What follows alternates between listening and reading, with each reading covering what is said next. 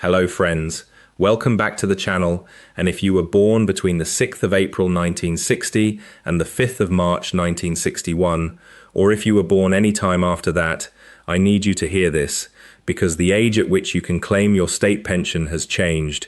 It is changing right now as I speak, and the financial cost of not understanding exactly when your pension starts could be up to £12,548. That is not a projection. That is not a worst-case estimate. That is the value of 1 full year of the new state pension at the current rate, and it is the amount that someone born just 11 months after the previous cutoff will now have to wait an extra year to receive.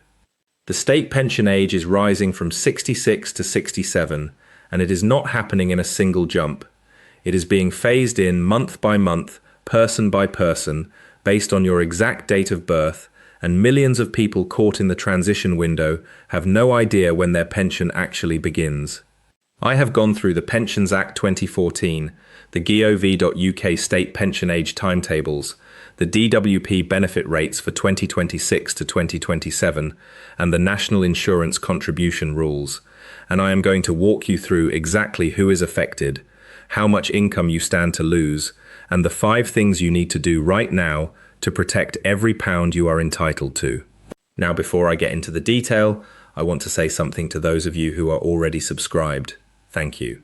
You understand that when a pension age changes, when a threshold shifts, when a claiming window opens or closes, nobody delivers a personal explanation to your door.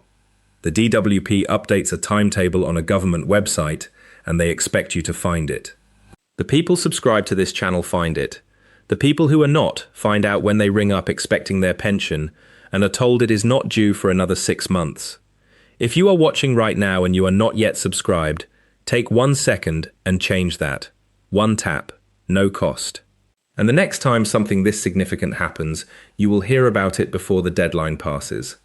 Now, there are 5 things I need to walk you through, and I want you to stay until the very end, because number 5 is the one that catches people out more than any other, and it is the one where a single mistake could delay your pension by weeks.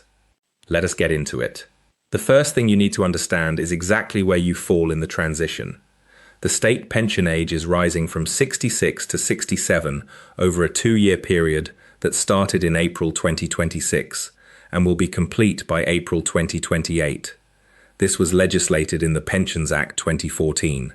It is not a proposal, it is not under consultation, it is the law. If you were born before the 6th of April 1960, your state pension age was 66, and you have already reached it. If you were born on or after the 6th of March 1961, your state pension age is 67. But if you were born in the 11-month window between the 6th of April 1960 and the 5th of March 1961, your state pension age is not 66, it is not 67, it is 66 plus a specific number of additional months determined entirely by your birth month. If you were born between the 6th of April and the 5th of May 1960, your pension age is 66 years and 1 month. Born between the 6th of July and the 5th of August 1960, 66 years and 4 months. Born between the 6th of November and the 5th of December 1960, 66 years and 8 months. Born between the 6th of February and the 5th of March 1961, 66 years and 11 months. Each birth month adds 1 extra month of waiting, and if your birthday falls on or after the 6th of March 1961, you wait the full extra year. You do not receive your state pension until you are 67. The second thing is what those extra months actually cost you in real money, because this is not an abstract policy discussion. This is income you will not receive. The full new state pension for the 2026 to 2027 tax year is £241.30 per week. That is £12,548 per year. Every month you wait beyond your 66th birthday is roughly £1,046 in state pension income that you do not receive. If your pension age has been pushed back by 3 months, that is over £3,000. 6 months, over £6,000. 11 months, over £11,500. A full year for those born after March 1961, £12,548. That money is not taken from you. It is not deducted. But it is income you were expecting at 66 that will now not arrive until months later. And if you have built your retirement plan around receiving your state pension at 66, you now have a gap in your income that you need to fill from somewhere else. Your savings, your workplace pension, part-time work or benefits, and if you have not planned for that gap, it can cause serious financial difficulty at the exact moment you can least afford it. The third thing is the one that compounds the problem, and it is the one I find most people have never checked: your national insurance record. The full new state pension of £12,548 per year requires 35 qualifying years of national insurance contributions. If you have fewer than 35 years, your pension is reduced proportionally. 30 years gives you 30/35ths of the full rate. 25 years gives you 25/35ths. Below 10 qualifying years, you receive no state pension at all. And here is what catches people. You may have gaps in your record that you do not know about. Years where you were self-employed and did not pay enough contributions. Years where you were abroad. Years where you were caring for a family member but did not register for national insurance credits. Years where you were between jobs and assumed it was being taken care of. Every missing year reduces your pension by approximately £359 per year for the rest of your retirement. Not for 1 year, for every year you receive your pension. Over a 20-year retirement, one missing qualifying year costs you over £7,000. The action is simple. Go to gov.uk and check your state pension forecast. It will show you exactly how many qualifying years you have, what your current forecast pension amount is, and whether you have gaps that can still be filled. If you have gaps from the last 6 tax years, you can fill them by paying voluntary Class 3 national insurance contributions. The current cost is approximately £957 to fill 1 full year. That £957 adds roughly £359 per year to your state pension for life. The break-even point is less than 3 years. After that, every year you receive your pension is pure return on that investment. But you must check your forecast first. Not every gap will increase your pension. If you already have 35 qualifying years, paying more will not help. And the extended deadline that allowed people to fill gaps all the way back to 2006 closed on the 5th of April 2025. It is gone. The standard 6-year backdate rule has reasserted itself, which means the oldest gaps you can still fill are closing year by year. If you have a gap from the 2020 to 2021 tax year, you have until the 5th of April 2027 to fill it. After that date, it is permanently lost. Do not wait. Check now. Call the Future Pension Centre on 0800 731 0175 and confirm whether filling a specific gap will actually increase your pension before you pay.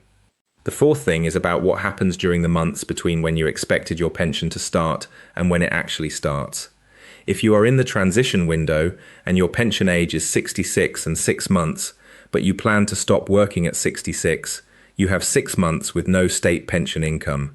How do you bridge that gap? If you have a workplace pension or a private pension, you may be able to draw from it earlier. The minimum age to access a workplace or private pension is currently 55, rising to 57 from the 6th of April 2028. If you have savings or ISA balances, you may choose to use them to cover the gap months. If your income during the gap period is low enough, you may qualify for other support, but you should be aware that pension credit, which is the main means-tested benefit for pensioners, can only be claimed once you have actually reached your state pension age. If your state pension age has been pushed back to 66 and 8 months, you cannot claim pension credit until you reach 66 and 8 months. During the gap, if you are not working and not receiving a pension, you may need to explore other benefits, such as universal credit, depending on your circumstances. The point is this: if you are approaching 66 and you are in the transition window, you need to plan for the gap now, not on the day you turn 66 and discover your pension is not arriving for another 4 months. Know your exact state pension age. Use the gov.uk state pension age calculator. Enter your date of birth and it will tell you the precise date your pension begins. Build your budget around that date, not around your 66th birthday. And now the fifth thing, the one I told you to stay for, the one that trips people up at the final hurdle. Your state pension does not start automatically. It does not simply appear in your bank account when you reach state pension age. You have to claim it. Approximately 4 months before you reach your state pension age, the DWP should send you an invitation letter explaining how to make your claim. You can claim online, by phone, or by post. But here is what happens in practice. Some people do not receive the invitation letter. It gets lost in the post. It goes to an old address. It gets thrown away with the junk mail. And because they assumed the pension would just arrive, they do nothing. Weeks pass, months pass, and the pension they are entitled to sits unclaimed because nobody told them they needed to ask for it. Your state pension can be backdated, but only by a maximum of 12 months, and only in limited circumstances. If you delay your claim, you may lose weeks or months of payments that you cannot recover. The action is clear. If you are within 4 months of your state pension age and you have not received an invitation letter, do not wait. Go to gov.uk and search for Claim Your State Pension, or call the Pension Service on 0800 731 7898. Make the claim yourself.